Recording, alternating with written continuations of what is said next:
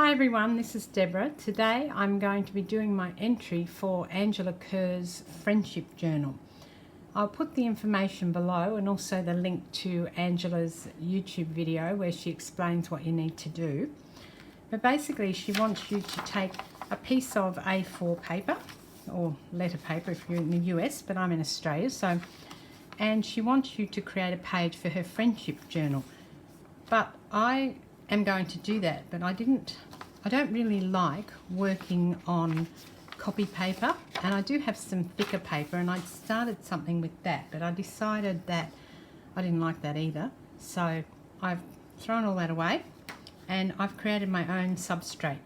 So I've got some paper which is from the Mayer Road collection, Denim and Girls I think it's called, and it is been created into the same size. I've just sewn pages together, and then for the spine I've used a piece of fabric and just run it down. I've left a tiny little gap, maybe not very much at all, just so it will fold over easily, and I'm going to leave the fabric on there because the other stipulation that Angela would like us to do is to work in pastels. Now pastels aren't really my thing, as you know, but I thought, why not challenge myself? So I'm just going to work in the pastels, and she'll be able to sew it into her book because there's plenty of room left in there to sew it through. But I am going to create an envelope, and I've got my envelope punch board. And the one thing that I don't personally like with these is this little bit that sticks up here. So I usually chop that off, and I will be doing that this time as well. I might put this on the inside of the page, although I could put it on the outside, couldn't I? I think I will put it on the inside of the page on here.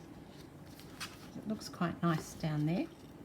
Got this really cute little picture which comes from a Peter Rabbit book, and I wanted to put it on the page somewhere.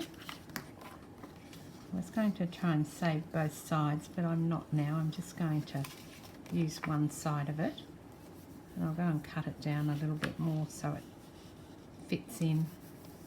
Actually, I've got a tag. Maybe I'll put it on that tag.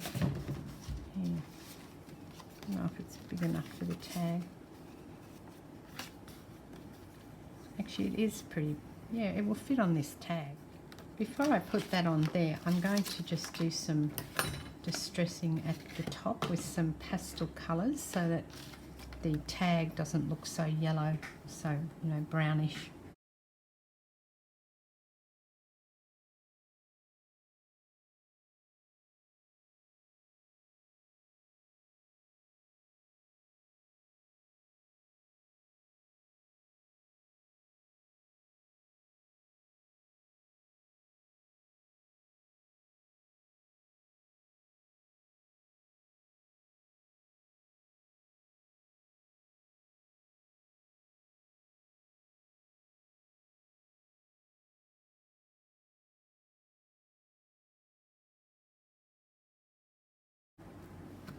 Now that's very cute. Okay, I'll be putting some more stuff on here. I've hand folded this. I haven't bothered to score it. It's only a small piece, so it's easy to hand fold it and score it with the score tool. And now I'm just creating the sort of pocket area for it. Make sure my tag will fit, which it does. And I've got another image here that I'm going to cut out and put on the front of it. Okay, I did this the last time I used this paper. I made this sort of gathered piece of fabric. Gosh, that light's really funny today. There you go, you can see that now. So I'll put some of this across the bottom of the pocket to give it some decoration. Got some seam binding. I'm going to do a bow at the top of this one. I've just done a double bow so you get a nice luscious bow there, not just a single one.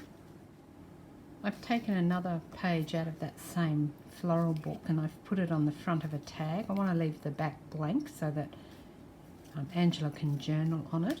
I've also made a little pocket on the front of the page, And in there I'm going to put a little glassine mini envelope so she can tuck some notes in there.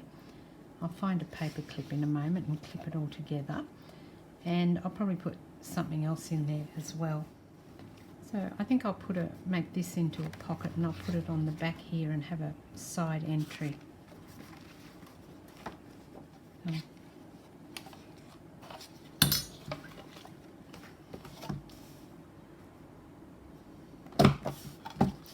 Create a notch at that centre of that one. It's not quite long enough for the book, but I think it's enough that it'll sit fine, and I'll put something in there. So I found a piece of vintage stationery that comes with an envelope that's decorated on the back, and I'm going to put this piece into it and tuck it in the back here. So she'll be able to pull that out and journal on it when she's ready.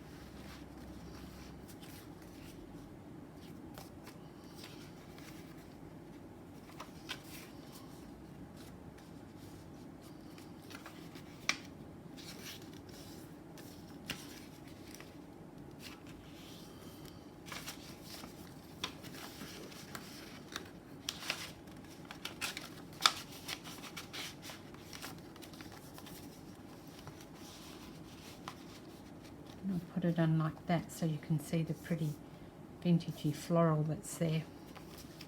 And I'll get this off to Angela, and hopefully she likes it.